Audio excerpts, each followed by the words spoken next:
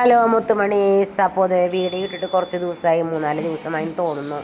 മണിക്കൂട്ടനെ ആദ്യം കുളിപ്പിച്ച് ഞങ്ങൾ തുണികളൊക്കെ കുറച്ച് ഒതുക്കി വെക്കാനുണ്ടായി. അതൊക്കെ എടുത്ത് വെച്ച് വരുമ്പോഴേക്ക് ഇപ്പുറത്ത് നമ്മുടെ സബിതക്കുട്ടി ഞാനും കൂടി കുറച്ചധികം പ്ലാസ്റ്റിക് കവറുകളും പഴയ ചെരുപ്പുകളും കുപ്പികളൊക്കെ മാറ്റി ഒതുക്കി വെക്കാനുണ്ടായി. അപ്പോൾ ഇന്ന് അബുക്കുട്ടൻ ഉച്ചയ്ക്ക് ഊണ് കഴിക്കാൻ വരുമ്പോൾ അവൻ്റെ കയ്യിൽ ചാക്കിലാക്കി വിൽക്കാൻ കൊടുത്തേക്കാന്ന് വിചാരിച്ചു. പിന്നെ നമ്മുടെ സോറമ്മ അപ്പളേക്കും ക്ഷീണം തീർക്കാൻ വേണ്ടി മാങ്ങാ ജ്യൂസും കൊണ്ട് വന്നിട്ടുണ്ടായിരുന്നു. അപ്പോൾ മാങ്ങാ ജ്യൂസ് നല്ല ടേസ്റ്റാന്ന് പറഞ്ഞ് അങ്ങനെ മാങ്ങാ ജ്യൂസ് ഞങ്ങൾ മാക്കുന്ന കുടിച്ചു. അപ്പോൾ അങ്ങനെ നല്ല ടേസ്റ്റ് എന്ന് പറഞ്ഞാലല്ലേ സോറമ്മ പിന്നെയും കൊണ്ടുവന്ന് ഞങ്ങൾക്ക് തരുള്ളൂ. ഇല്ല കേട്ടോ, സംഭവം നല്ല സൂപ്പർ ടേസ്റ്റായിരുന്നു. അങ്ങനെ ദേ മാളും അബുവും കൂടി ഓട്ടോറിക്ഷയിൽ സാധനങ്ങളൊക്കെ കയറ്റി കൊണ്ടുപോവാണ്.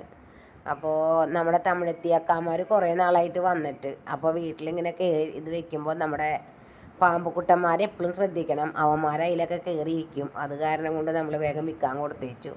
അപ്പോൾ ശില്പ 2 ദിവസം ഇവിടെ ഉണ്ടായിരുന്നില്ല, കോട്ടയത്തായിരുന്നു. അപ്പോൾ വിശേഷം അറിയാൻ വേണ്ടി വെറുതെ അവിടം വരയ്ക്കൊന്ന് പോയതാണ്.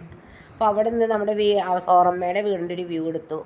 അങ്ങനെ നമ്മുടെ ശില്പയുടെ പച്ചക്കറി തോട്ടത്തിലേക്ക് വെറുതെ ഒന്നും കൂടി റൗണ്ട് അടിച്ച് അങ്ങനെ നമ്മുടെ വീടും അവിടെ നിന്ന് ലോങ്ങിൽ നിന്ന് എടുത്ത് ഇങ്ങോട്ട് വന്നതാണ്.